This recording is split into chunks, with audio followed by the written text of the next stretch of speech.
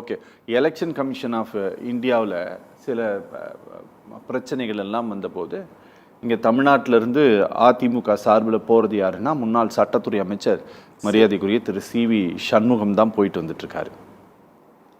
நீங்கள் அவர் ரொம்ப தேர்தல் முடிவுகளுக்கு பிறகெல்லாம் மிக கடுமையாக பேசியிருக்காரு. எல்லாருமே பெரும்பாலான முக்கியமான தலைவர்கள் எல்லாருமே பிஜேபி கூட கூட்டணி அமைக்க மாட்டோம் அப்படின்ட்டு தான் பேசிட்டு இருந்தாங்க. இந்த ஒரு 4-5 நாளைக்கு முன்னால் நடந்த அந்த சந்திப்பின் போது கூட இருந்தது பார்த்தீங்கன்னா ஒரு 3-4 பேர் தான் இருந்தாங்க. சார், இந்த முடிவுகள் எல்லாம் பேசி தான் எடுக்கப்பட்டிருக்குமா முக்கிய தலைவர்கள்கிட்ட, இல்லை தானாகவே பொதுச் செயலாளராக இந்த முடிவை எடுத்துட்டாருங்களா? இல்லை, மூத்த நிர்வாகிகள்கிட்ட எடப்பாடியார் அவர்கள் நல்ல தீர ஆராய்ந்து அலசி ஆலோசனை பண்ணி தான் கட்சி எடுத்த முடிவு தான். எடப்பாடியார் கட்சிக்கு நலன் சார்ந்து எடுத்த முடிவு. இப்போ என்னன்னா சார், அதாவது திமுக அல்ல, ஒரு நிமிடம் நீங்க பேசும்போது நான் குறுக்கிடல, கடைசி சுற்று, அதனால அமைதியாக இல்ல நீங்க இருங்க, நீங்க நிறைய பேசிருக்கீங்க, உங்களுக்கு நான் பதில் சொல்லணும். அதாவது கட்சி திமுக என்ன நினைக்குதுன்னா, அண்ணா திமுக 2024 பாராளுமன்ற தேர்தலில் நின்ற மாதிரி தனிச்சு நின்றுக்கலாம், இவர்கள் மட்டும் கூட்டணியா தேர்தலை சந்திச்சு வெற்றி பெறணும் அப்படின்னு பாரதிய ஜனதா கட்சியோட கூட்டணி வெற்றி கூட்டணி ஆனவனே அவங்களுக்கு ஒரு பயம் வந்துச்சு. சார், எதுக்கு சார் எங்களை மிரட்டணும்? பாரதிய ஜனதா கட்சி எதுக்கு மிரட்டணும்? சார், புகழேந்தி சார் கொஞ்சம் அமைதியா இருங்க ப்ளீஸ், அவரை பேச விடுங்க.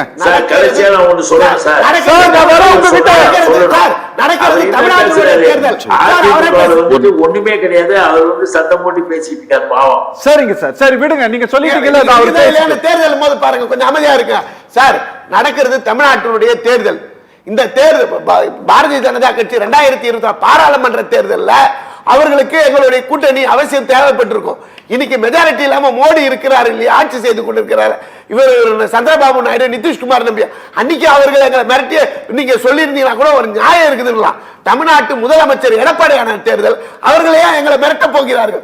இவர்களை போல மேல அறிவாலயத்தில் காங்கிரஸ் கட்சியை வச்சு மிரட்டி கீழே 63 சீட்டு காங்கிரஸ் கட்சி வாங்கினது நீங்க தான் மிரட்டி வாங்கின கட்சி. காங்கிரஸ் கட்சியை விமர்சனம் பண்ணிட்டு காங்கிரஸ் கட்சியோட கூட்டணியில் இருக்கிறவங்க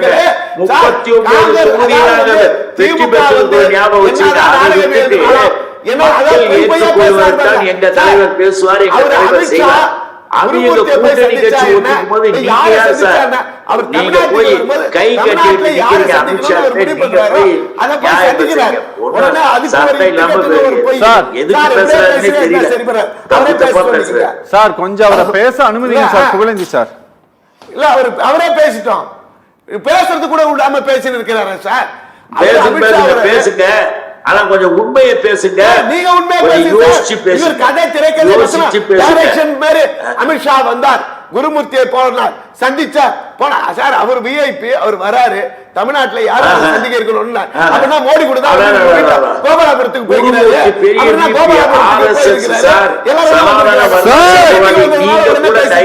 குருமூர்த்தி ஆதரிக்காதீங்க, குருமூர்த்தி துக்ளக் குருமூர்த்தி ஞாபகம் வச்சுங்க. புகழேந்தி சார் கொஞ்சம் அமைதியா இருங்க சார்.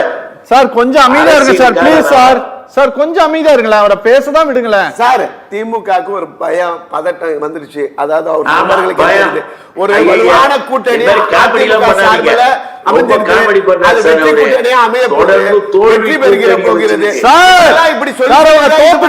கொஞ்சம் பேசதான் விடுங்களேன். 2014 2019 பாரதிய ஜனதா கட்சி வந்துடும், 2021 பாரதிய ஜனதா கட்சி வரும், 2024 பாரதிய ஜனதா கட்சி காலம். இவர்கள் பொய்ய சொல்லி சொல்லி சொல்லி 3 தடவை தேர்தலை சந்திச்சு வெற்றி பெற்றார்கள் சார். 2026 நடக்க போறது தமிழ்நாட்டு மக்களுக்கு இவர் கேட்கிறாரு சார்.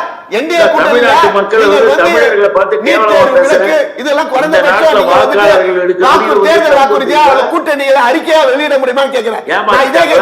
இந்திய கூட்டணியில காங்கிரஸ் இருக்கு, இந்திய கூட்டணியில கம்யூனிஸ்ட் கட்சி இருக்கு. அப்ப நான் கேரளத்துல முல்லை பெரியாறு அணை பிரச்சனை தீர்க்கிறதுக்கு நீங்க இந்திய கூட்டணியில குறைந்தபட்ச செயல் திட்டம் கொண்டு வந்துறீங்களா? காவிரி பிரச்சனை இல்ல, அங்க காங்கிரஸ் ஆண்டு கொண்டு இருக்கிறது. அங்க நீங்க உங்களுடைய கூட்டணியில இந்திய கூட்டணியில இருக்கு. நீங்க பேசி தமிழ்நாட்டு நலனுக்காக இது பண்ணிடுவீங்களா? இவர்கள் எல்லாம் கூட்டணி வைக்கிறது கிடையாது. போன வாரம் கொடுத்த அறிக்கையை நீங்க படிக்கலையா? அவசியம் தெரியுமா? தமிழ்நாட்டிற்கு எந்த விதமான இதையும் வந்து உரிமையை விட்டுக் கொடுக்க முடியாதுன்னு அந்த கர்நாடக அரசு சரி, கேரள அரசு சரி, நாங்க பேசியிருக்கிறது தெரியுமா உங்களுக்கு? நீங்க போய் அரசியல் பேசுறீங்களா? அசிங்கமா இல்ல? பாரதிய ஜனதா போய் எல்லாத்தையும் எழுந்துட்டு இடஒதுக்கீடு கூடாதுன்னு சொல்றான். அந்த கட்சிக்கு போய் கை தட்டி சரி சார், சொல்றோம். மிக சார் நீங்க சார் ஒரு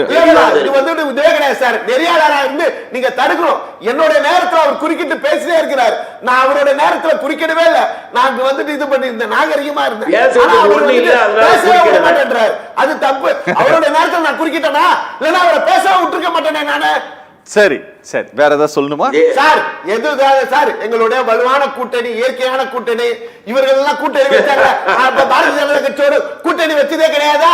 98 இவர்கள் கூட்டணி வச்சில்லையா? கூட்டணி வச்சாங்க.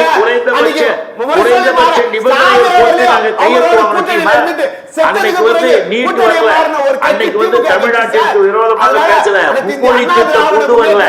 ஏன் மும்மொழி திட்டம் கொண்டு வரல? ஏன் நீட்டு கொண்டு வரல தெரியுமா?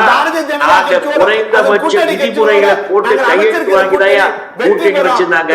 உங்களை மாதிரி கை கட்டிக்கிட்டு அவர் கால கிடக்கல. அதை ஞாபகம் வச்சுங்க சார். ரொம்ப நன்றி சார்.